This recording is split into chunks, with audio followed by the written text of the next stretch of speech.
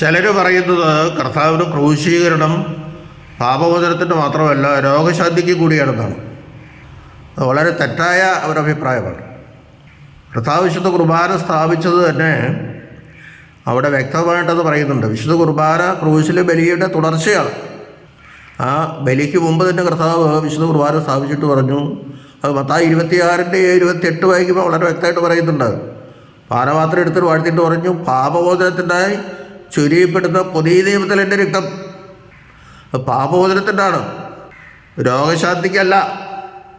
പക്ഷെ രോഗശാന്തി എങ്ങനെ കിട്ടുന്നത്? രോഗശാന്തി കിട്ടുന്നുണ്ട്. ഇപ്പോൾ യെശയ്യാ പ്രവാചകന്റെ പുസ്തകം 51 അവൻ അടികൊണ്ടത് മൂലം നമുക്ക് രോഗശാന്തി ഉണ്ടാകുന്നു. അല്ലെങ്കിൽ നമ്മുടെ രോഗശാന്തിക്ക് വേണ്ടിയിട്ട് അവൻ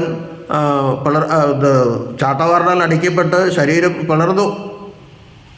അവൻ്റെ ആ കഷ്ടപ്പാട് പോലും നമുക്ക് രോഗശാന്തി കിട്ടി. അതല്ല പാപപരിഹാരം കിട്ടുന്നത്. പാപപരിഹാരം കിട്ടുമ്പോൾ രോഗശാന്തി കിട്ടും. തളർവാദ രോഗിയുടെ അങ്ങനെയല്ല പറഞ്ഞത്, നിൻ്റെ പാപം ക്ഷമിച്ചിരിക്കുന്നു, അതോടുകൂടി അവർ രോഗം മാറി. പിന്നെ നീ കിടക്കെടുത്ത് നടക്കാനൊക്കെ പറഞ്ഞ് യഹൂദന്മാരെ പ്രീതിപ്പെടുത്താൻ വേണ്ടിയിട്ടാണ്. അപ്പോൾ രോഗശാന്തിയുടെ കാര്യം അവിടെ പറയുന്നില്ല. രോഗശാന്തി കിട്ടും, പാപം പരിഹരിക്കപ്പെട്ട രോഗശാന്തി കിട്ടും. എന്ന് വിചാരിച്ച എല്ലാ രോഗവും പാപം മൂലമാണെന്ന് വിചാരിക്കരുത്. ദൈവത്തിൻ്റെ മഹത്വം വെളിപ്പെടുത്താനും രോഗം വരാം. അവിടെ പാപപരിഹാരമല്ല, അവിടെ ദൈവത്തിൻ്റെ നിരീഹിതം നിറവേറ്റാനാണ്. അത് ദൈവം നടത്തിക്കും. അത്രേ നമ്മൾ അതിനെപ്പറ്റി പറയാറുള്ളൂ.